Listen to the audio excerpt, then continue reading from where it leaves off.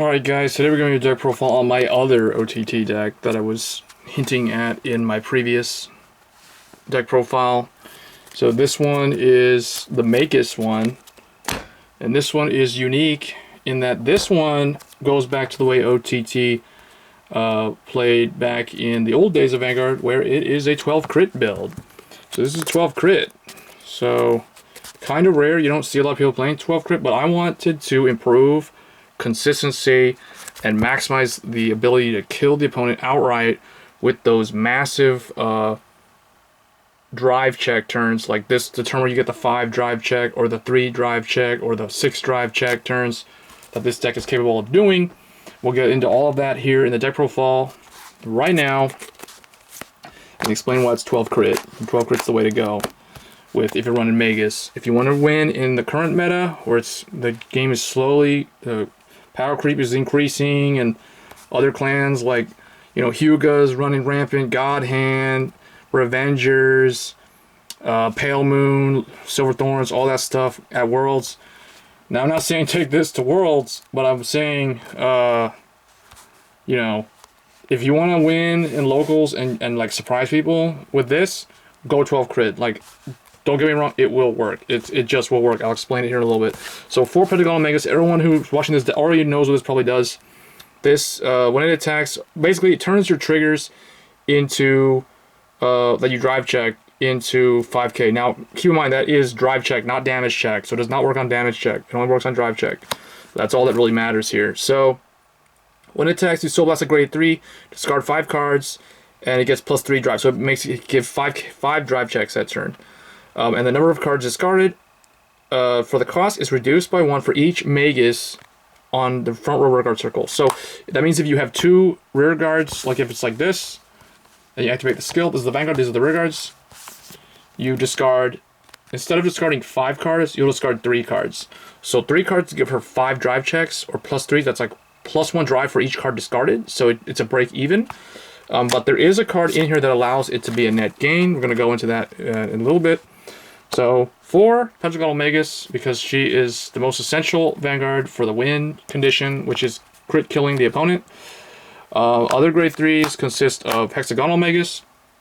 We run 3 copies of her because she is arguably better as a first grade 3 ride. So that's why I don't want to run like 2 of her. And I don't want to run none of her, because at first I tried running no copies of her and running just another grade 3, which we're about to show. But I found that her Vanguard Rearguard effect, when your drive reveals a trigger, it gets 5k power. That's really nice. So I didn't want to lose out on that skill, so I brought her back into the deck. So very nice alternative grade 3 to Pentagonal, but you really need Pentagonal. So Pentagonal is still more important than Hexagonal overall. That's why I run it in this ratio. And the other grade 3 is the one that makes this deck. This is the secret sauce. This is the card that, like, people see this and they're like, what is going on here? I don't know what's happening anymore. And then they start to think, what is the trigger lineup, when they start noticing that they're going to 3 and 4 damage very easily. So Folsy Magus, this is kind of like a sleeper tech choice card here. You just put this in the deck and it just gets in there and it just starts doing stuff. People like ask to see that they want to read what it does. They get confused. No one really knows what this does. So basically what it does is it's a Vanguard or Rearguard effect. Once per turn, during the main phase, Counterblast 1 and Soul Blast 1, one of your Vanguards with Magus in the name gets plus 10,000 +1 drive. So this can automatically enable either one of these, or even herself, to have triple drive and with a plus 10k power. Just straight up. Like, all you do is Counterblast and Soul Blast and you do it. So with Pentagonal Magus, like, this fixes the issue where, like, you ride Pentagonal Magus first, so you can call her down and make her have triple drive that turn on top of her trigger effect increases. So very nice. And then the play that I was talking about earlier is these 2 plus Pentagonal skill. So you have, like, let's say you have whatever, like this is in the soul, so you can Soul Blast this. So main phase, you do her skill, Counter Blast 1, Soul Blast the 0 or whatever, the grade 2 or whatever, to give her triple drive and plus 10k power. Then, when she swings, you do her skill, you discard the 3 from hand. Now she has 6 drive checks and 10k power. So that's how you can get up to 6 drive checks. It's worth noting if you have 2 of these for whatever reason on the field. I've never seen it happen for me personally, but you could actually get like 7 drive checks. So that's why we're on the 9. I really like 9 grade 3s in Protect for some reason. Maybe it's because of all the PGs. So 9 grade 3s. Grade 2s. 4 rectangle Magus. Very good. Only downside about it is that it does not have a Vanguard effect. So it's only when placed on rear guard circle. You can't do this on Vanguard circle, which is a little disappointing actually.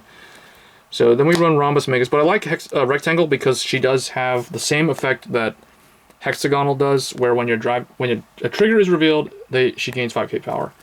And then Rhombus is your beater, just like swings 14, and if the opponent, and if your grade 3 Vanguard is Magus, yeah, your opponent can't intercept. That's right. I knew she couldn't. She prevented them from intercepting. So. Yeah, and then the other grade 2 is Stellar Magus. Run all Magus grade 2s and above because it's a Magus deck, and you want Rhombus to always be swinging 14 without allowing them to intercept. So Stellar Magus is good because when she boosts, she's 11, which doesn't really account for too much at first, but it does help you hit like the next stage.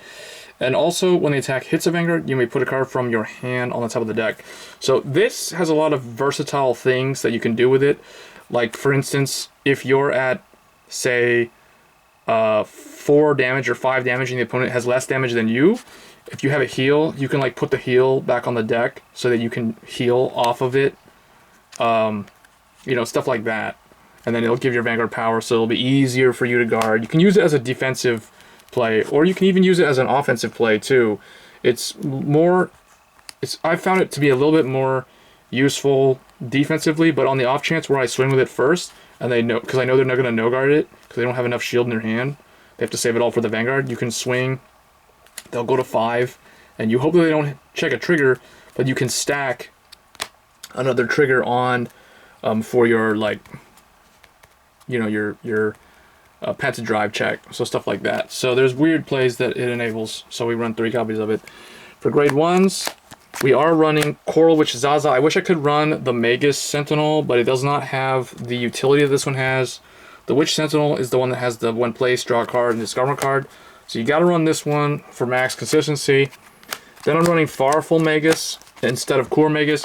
The reason why we don't run Core Magus is because you want to dig through the deck. And with all the drive checks, you don't care too much about, you know, like, putting the cards in a certain order as opposed to just cycling non-triggers to the bottom of the deck. You want to win the match as fast as you can since it's a 12 crit deck. So that's why I feel like Farfel is just faster at like swapping things to the bottom that are not a trigger. So that's basically the only reason why she's in here. And we still have the core effect essentially in the form of rectangle and hexagonal, and they're better because they allow you to draw a card, so you can basically cycle something to your hand and then set it for the top. So you leave the trigger, you take the non-trigger. So that flexibility is still built into the deck. I feel like this is just overall better for the style of play with the 12 crit. And then of course we're running Tetra Magus at 3. You could run 4, but what I have found is that 3 feels like it's the right number, because oftentimes if you run 4, you'll see it early where it won't matter that much, but it can still have an impact. So you want to run 3 copies of it, because essentially what it does is you have to wait for your Vanguard to be grade 3. So if you have 4 copies of it, usually you're just gonna like hold it in your hand, and you know, it just seems suboptimal that way. So we run 3 copies of it. I feel like that's more the right number. It depends on what you want to do. You could take out 1 Farfel if you want to run 4. I mean, that's fine. But 4 Tetra, and because we run like 12 crit, the likelihood of being able to stack the critical, the consistency goes way up with 12 crit for this card compared to if you run the draw Sentinels instead. So that's why I feel like this is just better with 12 crit. And then the final grade 1 is 2 Penny Magus.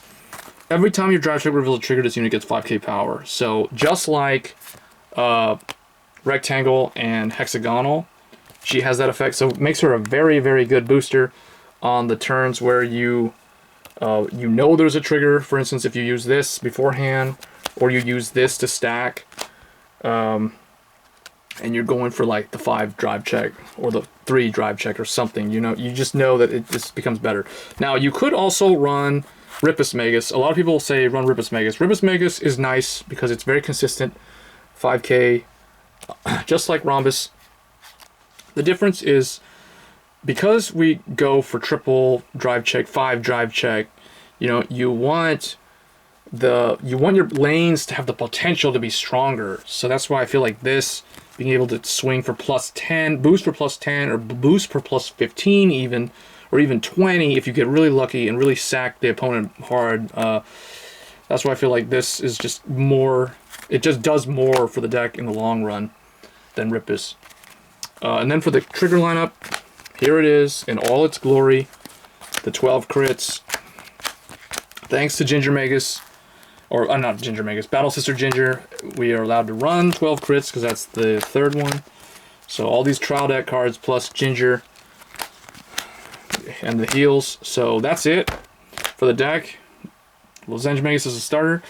So overall, this deck catches people off guard. They kind of underestimate OTT. With all the like PG ability, you'll be blocking so much, and you'll be like scaring the opponent to death with all these crits. It's amazing. So let me know what you guys think. The deck has ample draw power already, and it's protect, so you know you can block a lot of the attacks. You don't have to worry too much. I feel like just this build, these extra shields, don't forget that like 12 crit actually has more shield value than if you run the draw PGs, because you still have PGs in here. So you're sacrificing a 10 for a PG. Here you're sacrificing a PG for a 15. So, and if this was a regular draw, it would be a 5. So definitely you want the 15, the extra 15k shield. You want just to have a lot of shield. Your protect clan, go 12 crit. Test it out. You guys will see what I'm talking about. So hope you guys enjoy that deck profile, and I'll catch you guys in the next one. Thanks.